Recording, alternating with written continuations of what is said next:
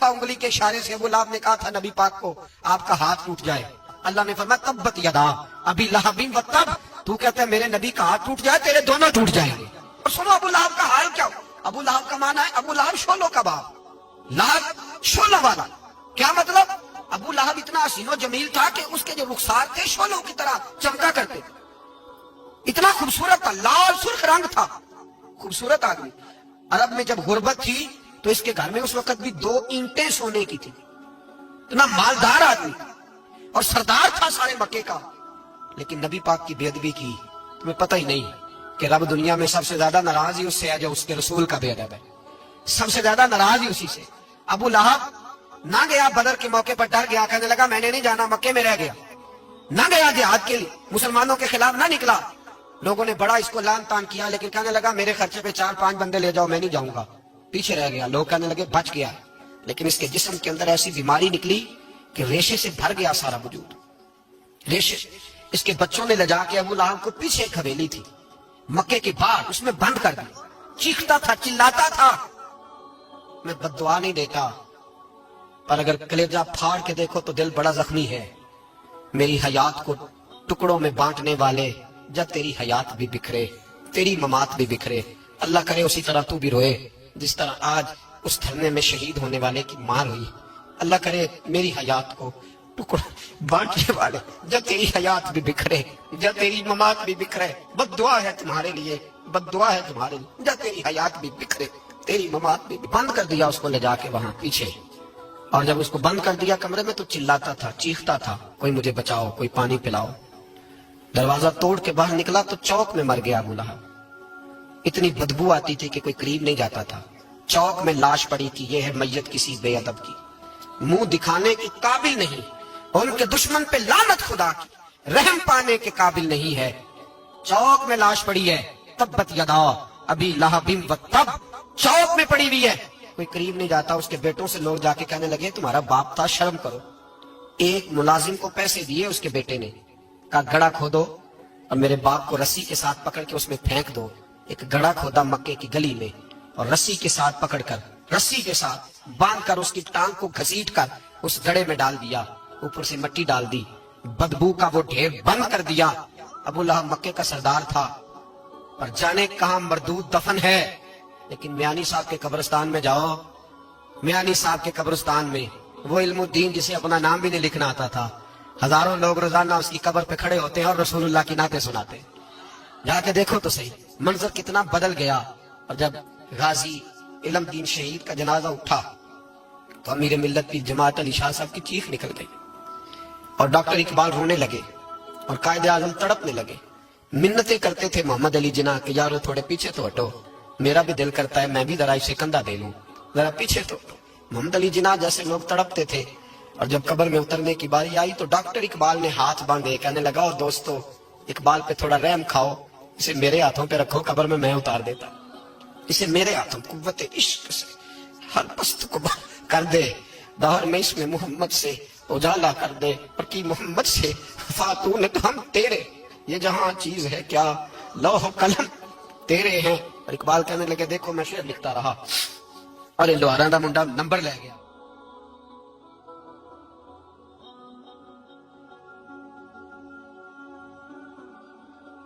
अल्लाह ताला ने अपनी रहमत और अपने फजल से बाज़ चीज़ों को ख़ास फरमा लिया है, बाज़ रातों को, बाज़ दिनों को, बाज़ घड़ियों को, बाज़ लोगों को और बाज़ जगहों को मालिक ने अपने फजल से दर्जात अता फरमा दिए।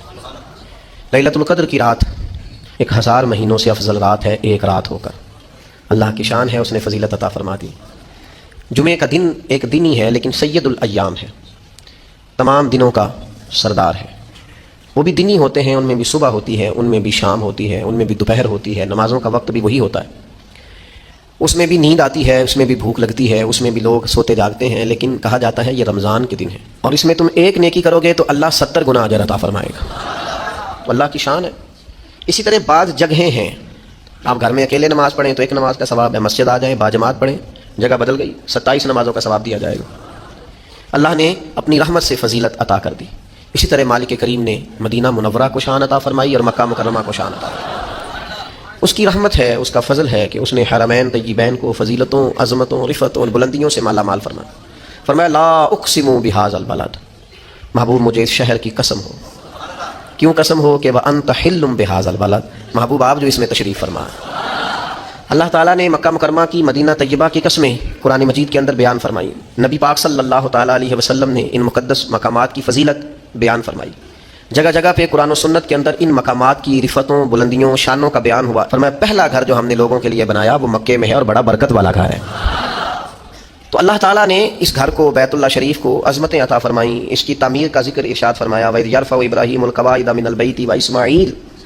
فرمایا وہ وقت بھی یاد کریں جب ابراہیم اور اسماعیل اس گھر کی بنیادیں بلند کر رہے تھے اور ساتھ کہہ رہے تھے ربنا تقبل منا، اے اللہ اس خدمت کو ہم سے قبول فرما لے. اللہ تبارک و تعالیٰ نے مقامات مقدسہ کی فضیلت کو بیان کیا. نبی پاک علیہ السلام نے اس کی عظمت کا بیان فرمایا. حضور نے فرمایا جو شخص بیت المقدس میں نماز پڑھے، ایک نماز نہیں 25,000 نمازوں کا ثواب دیا جائے گا. اور جو مسجد نبوی میں نماز پڑھے، ایک نماز پر 50,000 نمازوں کا ثواب پائے. اور جو حرم مکہ میں نماز پڑھے، ایک نماز پر 1,00,000 کا ثواب اللہ عطا فرمائے. اللہ تعالیٰ نے پھر یہ بھی کرم کیا کہ مسلمانوں کے دلوں میں مکے اور مدینے کی محبت کو پیدا فرمایا. چھوٹے چھوٹے بچے، عمر رسیدہ بزرگ، ضعیف العمر لوگ، اللہ کے فضل اور اس کی توفیق سے بیمار بھی، کمزور بھی، ان کے دل کھنچے چلے جاتے ہیں بیت اللہ شریف کی طرف. ان کی روحانی طلب ہر وقت اس بات کا تقاضا کرتی ہے کہ وہاں کی حاضری نصیب ہو جائے. میں دوستوں سے یہ کہہ رہا تھا، ایک صاحب تھے وہ امریکہ سے 14 گھنٹے 14.5 گھنٹے کی فلائٹ کے ساتھ امریکہ سے مکہ مکرمہ اور مدینہ طیبہ آئے حاضری کے لیے. 80 سال سے زیادہ عمر تھی، بڑھاپا تھا، پاکستانی تھے، پنجابی تھے. احرام باندھنے کا سٹائل ٹھیک نہیں تھا. تو مجھے ایک صاحب نے کہا کہ نن مسئلہ دسو تہاڈا عمرہ نہیں ہویا. میں نے کہا یار ہو سکتا ہے ساری کتابیں بھی یہی کہتی ہوں جو آپ کہہ رہے ہیں، پر 80 سال کے بڑھاپے میں 14.5 گھنٹے مسلسل بیٹھ کر اتنی مشقت سہ کے جس کو کریم نے اپنے گھر بلایا ہے، مجھے مشکل لگتا ہے اسے کہہ دوں کہ تیرا عمرہ نہیں ہوا. میرے لیے ذرا مشکل ہے یہ مسئلہ بتانا. میں یہ بتا سکتا ہوں کہ یہ جو آپ نے احرام باندھا ہے اور یہ جو آپ نے کچھ کیا ہے معاملہ، اس میں یہ والی چیز درست نہیں ہے. پر میں یہ لفظ کہوں کہ تیرا عمر میری، میں کہوں میرے بس کی بات نہیں ہے. حضرت فضیل ابن عیاض فرماتے ہیں وہ بلاتا ہی اسے ہے جس کا اس نے قبول فرمانا ہوتا ہے. یہ اس کی شان کریمی نہیں ہے کہ کسی کو گھر بلا کے بھی کہے کہ جا میں تجھے خالی بھیجتا ہوں. وہ بلایا جی تو ذوق، شوق، درد اللہ نے دلوں میں پیدا کر دیا، طبیعتیں کھینچی چلی جاتی. اور پھر محنت کی ہے امت کے علماء نے، شعراء نے، بہت خوبصورت کلام اس پر کہا گیا، واعظ و نصیحت ہوئی، خوشگلو نعت خانوں نے نعتیں پڑھی، لوگوں کو مائل کیا مکے اور مدینے کی طرف. لیکن اب جب لوگ مائل ہو گئے ہیں، کثرت سے حاضری دینے لگ گئے ہیں، اب ہم نے تنقید شروع کر دی ہے. اور پھر تنقید بڑی انوکھی ہے. کوئی بار بار جائے تو اس کے پاس پیسے بہت ہیں، اور میں بار بار جاؤں تو مجھے بلاوا آتا ہے. کیا خوبصورت تقسیم ہے بھائی، کیا انوکھا فلسفہ ہے. اور کس طرح ہم نے کسی کے لیے رائے اور اپنے لیے عنوان اور بنا لیا ہے. یعنی کوئی بار بار جائے تو دیکھو جی پیسے جو ہوئے. تو یاد رکھنا امیراں دی گل نہ فقیراں دی گل ہے، مدینے چ جانا نصیباں دی گل ہے. ہاں کئی دولتاں والے رہ جاندے تے مسکین نظارے کردے نے. تو یہ فلسفہ بھی ہمارا درست نہیں ہے کہ ہم تنقید کرنے بیٹھ جائیں. بڑی محنت کی علماء نے، فضائل بیان کیے، خطباء نے، واعظین نے، نعت خانوں نے، شعراء نے، توجہ کرائی. اب لوگوں کے دل مائل ہو گئے.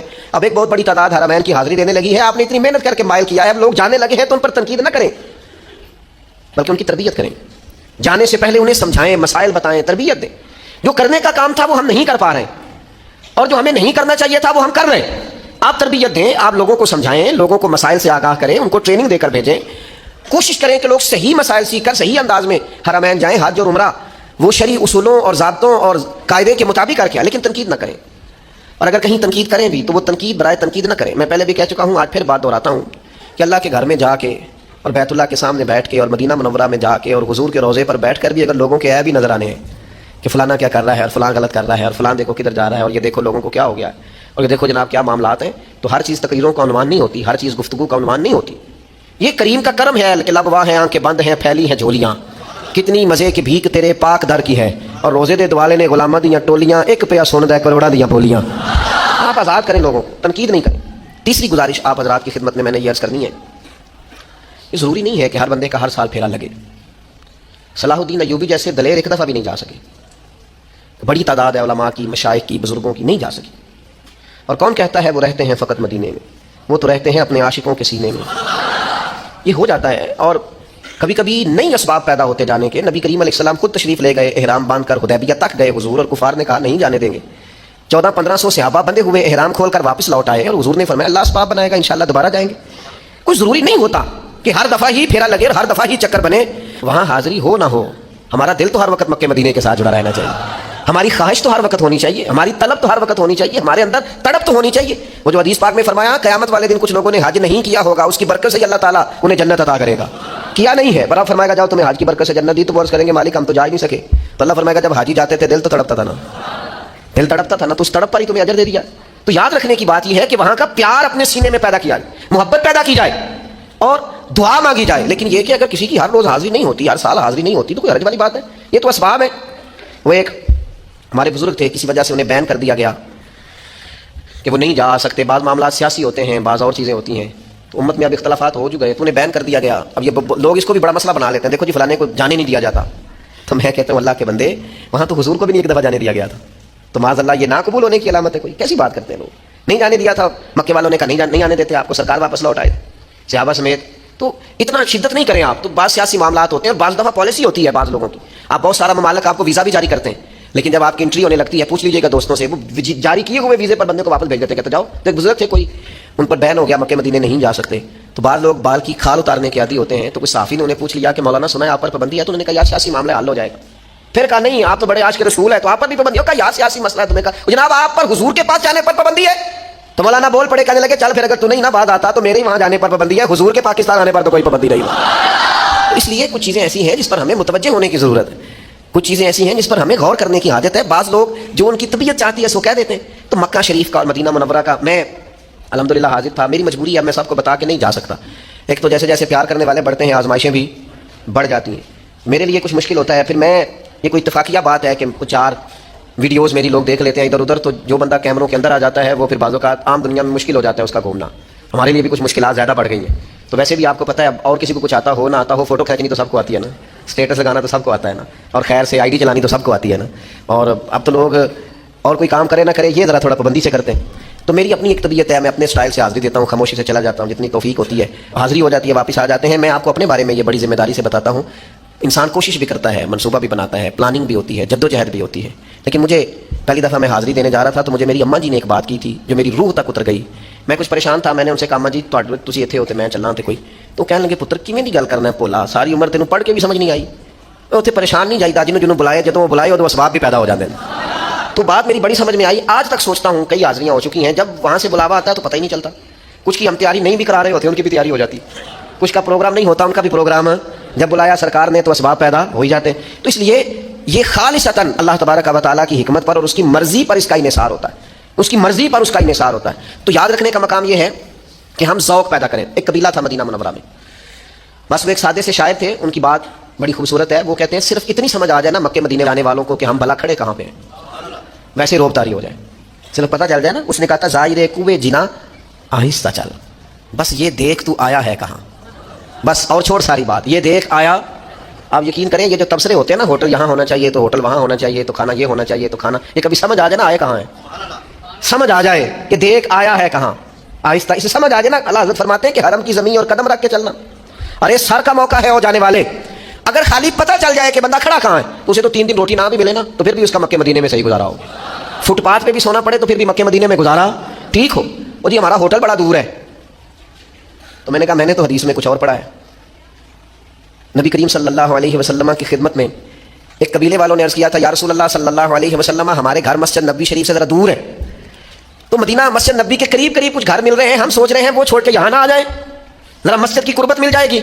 تو حضور نے کیا فرمایا, کریم فرمانے لگے وہیں رکے رہو, جتنے قدم تم چل کے آؤ گے اتنا ہی اللہ زیادہ اجر عطا فرمائے گا. تو ٹھیک ہے جناب, آپ کو اللہ تعالیٰ نے وسعت دی ہے, آپ بالکل قریب حرم کے رہیں, بات اچھی ہے, لیکن یہ فلسفہ بھی تو سمجھے نا, جنہیں حضور نے فرمایا زیادہ چل کے آؤ گے اجر بھی زیادہ ملے گا, تو ان لوگوں کا بھی تو آپ اندازہ دیکھیے نا. پھر حضور نے تاکید کیا فرمائی, نبی پاک علیہ السلام نے تعلیم کیا ارشاد فرمائی. تو اپنے دل کے اندر اس جگہ کی تعظیم کو قائم رکھنا, توقیر کو قائم رکھنا, آداب کو قائم رکھنا. ہمارے ہاں یہ ادب احترام یہ بھی ہم نے صرف شاعروں کو دے دیا ہے, یا واعظین کو دے دیا ہے, خطباء کو دے دیا. کہتے ہیں یہ ایک مخصوص گروہ ہے, شاید یہ کوئی شعر و شاعری کا مسئلہ ہے. ادب یاد رکھنا, ادب تعظیم توقیر یہ شعر و شاعری کا فن و ادب کا مسئلہ نہیں, یہ دین کا اساسی مسئلہ ہے, یعنی بنیادی مسئلہ ہے یہ دین کا. ہمیشہ چھوٹا بڑے کے ادب بتاتا ہے. استاد ہیں یار خیال کر والد صاحب چھوٹے بتا رہے ہوتے ہیں بڑوں کے, لیکن کائنات میں دربار رسالت ایک ایسا دربار ہے کہ رب اکبر ہو کے اپنے نبی کے ادب بتاتا ہے. لا ترفعوا اصواتکم فوق صوت النبی، خبردار اپنی آوازیں میرے نبی کی آواز سے اونچی نہ کرنا۔ رب ادب بتاتا، جب بھی کوئی نیا شخص مدینہ طیبہ میں آتا، جناب سیدنا صدیق اکبر رضی اللہ تعالیٰ عنہ اسے پکڑتے، کونے میں لے جاتے، پہلے حضور کا ادب بتاتے، تعظیم بتاتے، اس طرح کر کے بات کرنا یہ دربار رسالت ہے۔ نفس گم کردہ می آیت جنید و بایزید جا، یہاں تو جنید بغدادی اور بایزید بستامی آتے ہیں تو سانس اونچا نہیں لیتے، سانس اونچا، سانسوں کی بھی آواز ہوتی ہے نا، سانسوں کی آواز، سانسوں کا شور بھی درست۔ مسجد نبوی شریف میں خوش عقیدہ امام تھے، 40 سال حضور کے مصلی پہ کھڑے ہو کے نماز پڑھائی ہے، لیکن کہتے ہیں 40 سالوں میں میں نے مسجد نبوی میں 40 سال امامت کی، اللہ ان کے درجے بلند کرے، کہتے ایک دفعہ بھی کسی کا نام لے کے آواز نہیں دی، 40 سال امام رہا ہوں، پھر بھی کسی کو بلایا تو اشارہ کر کے بلایا، اور کان میں بات کی ہے، میں نے اپنی آواز سوائے قرآن مجید پڑھنے کے نماز کے اندر کبھی اونچی، اس لیے کہ نفس گم کردہ می آیت جنید و بایزید جا۔ اپنی کچھ لوگ بڑی دلیری بتاتے ہیں، او جی میں نہیں آیت کی ڈریا، میں 12 ربیع الاول کے اتھے مارے نے نعرے، اچھی درود پڑھیا۔